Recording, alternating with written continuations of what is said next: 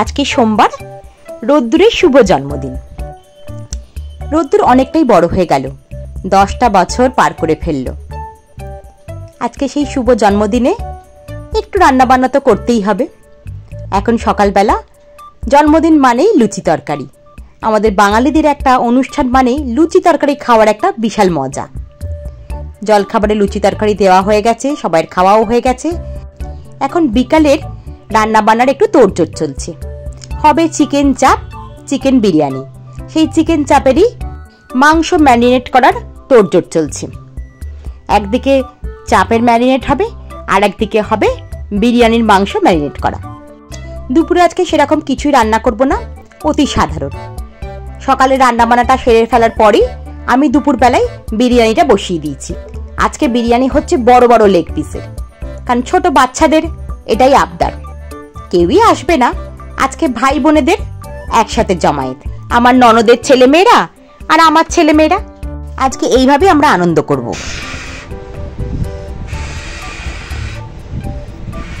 আমার মেয়ের কি অবস্থা, আমাদের বেলুন ফোলানোর মেশিন নেই বলে পেন দিয়ে ফোলাচ্ছে।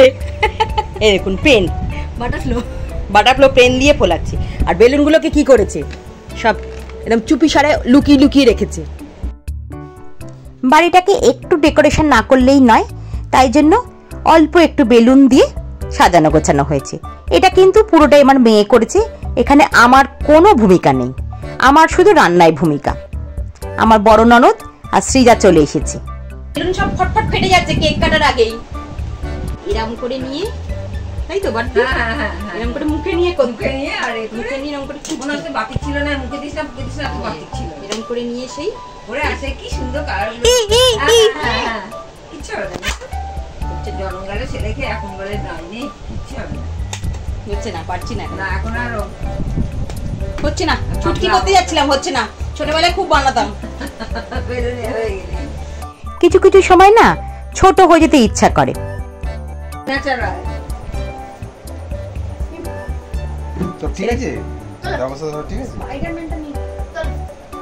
ব্যক্তি ব্যবস্থা সব ঠিক আছে বলে চলে গেল।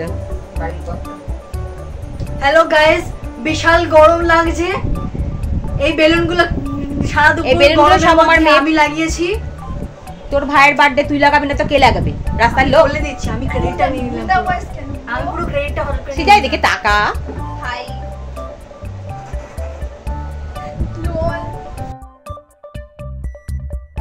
আর বার্থডে বার অবস্থা দেখবেন, এই দেখুন খালি গায়ে গরমে বসে আছে।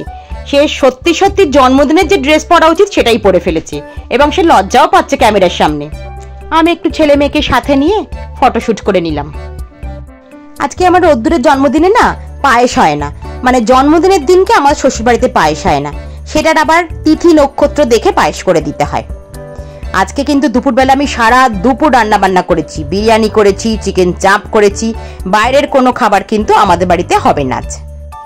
আমার রোদ্দুরে একটু আদর খাওয়ার শখ হয়েছে, সেই জন্য খালি মাকে জড়িয়ে জড়িয়ে ধরছে। আমি একটু সুযোগ পেলে একটু চটকু পটকু করেই নি। কেক এসে হাজির হয়ে গেছে। আমার ছেলের আবার চকলেট কেক ছাড়া সে খায় না, সেই জন্য তার বাবা আর দিদি পছন্দ করে নিয়ে এসেছে চকলেট কেক।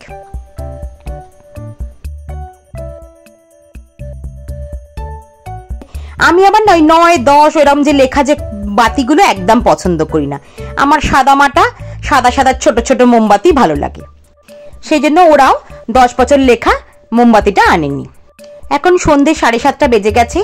আমার ছোট ননদের ছেলে বউ এসে হাজির হয়ে গেছে। এরপরেই হবে কেক কাটা পর্ব।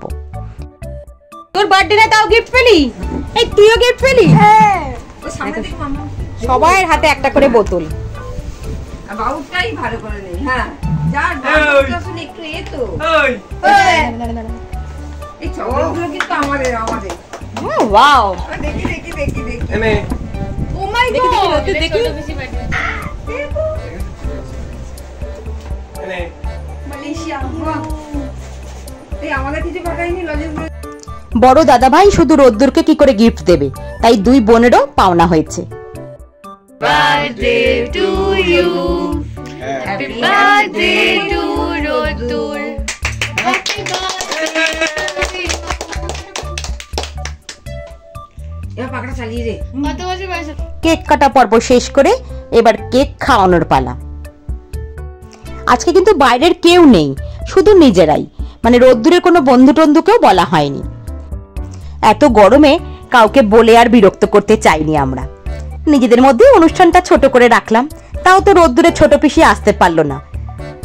আমার ভাইজিটা যে খুব ছোট, সেই জন্য আমার ভাই ভাজকেও আসতে বলিনি।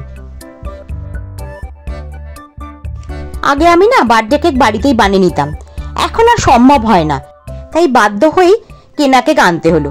কেনা কেকে এত ক্রিম থাকে না, আমার ছেলে মেয়ে কেউ পছন্দ করে না, কিন্তু কেনা কেকের ক্রিমটা আমি খুব পছন্দ করি। ওরা যখন খায় না, আমি কিন্তু চেটে পুটে খাই। এই যে আমার সুন্দরী ননদ এসে গেছে, এই হচ্ছে আমার ছেলে মেয়ের আর এক পিসি। ওরা কিন্তু একে পিসি না বলে ছুটকি বলতেই অভ্যস্ত। আমার ছেলের আজকে দারুণ মজা, কত গিফট পাচ্ছে। আবার তাদের বড় পিসি গিফটের সাথে এই কেক চকলেটটাও নিয়ে এসেছে। দাদা ভাইয়ের কাছ থেকে রোদ্দুর আরো একটা গিফট পাবে, সেটা পার্সেলে কালকে আসবে, এলে সেটাও আপনাদের সাথে শেয়ার করব। এখন রাত্রি 9টা বাজে, সবাইকে খেতে দিতে হবে। একটু চাপটা গরম করে নিলাম, আর এখানে বিরিয়ানিটা।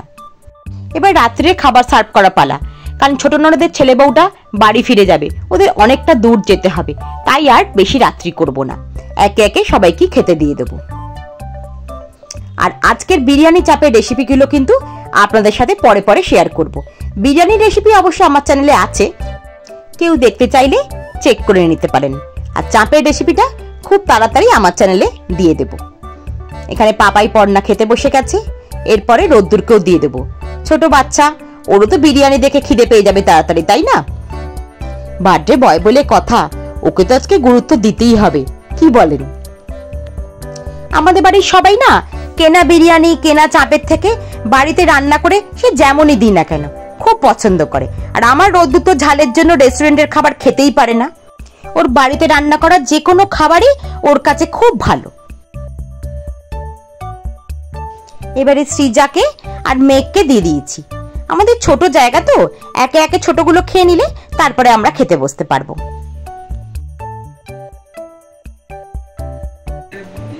মেঘ ভালো হয়েছে? হেভি হয়েছে।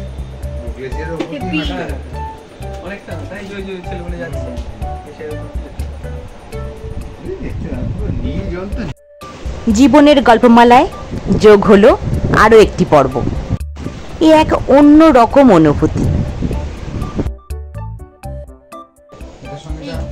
আমরা একটু ভীষণ ভালো রান্না করছি, আমরা ভালো খাচ্ছি কি বাবা, বিরিয়ানি নাকি ফাটাফাটি হয়েছে। ফাটাফাটি।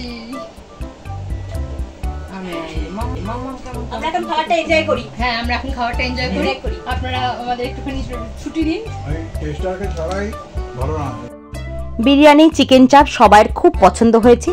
যাই হোক, আমার গরমে রান্না করাটা সার্থক হলো। এরপরে আছে একটু মিষ্টি মুখ, না মিষ্টি নয়, আছে একটু ঠান্ডা ঠান্ডা আইসক্রিম। শেষ পাতে আইসক্রিম না হলে গরমে কোনো অনুষ্ঠানই সম্পন্ন হয় না। আমাদের ছেলে মেয়েগুলো আবার মিষ্টি খেতে পছন্দ করে না, আইসক্রিম বাটি বাটি দাও উড়িয়ে দেবে, তাই এটার একটু ব্যবস্থা করা হয়েছে। এখন রাত্রি 12টা বাজতে চললো।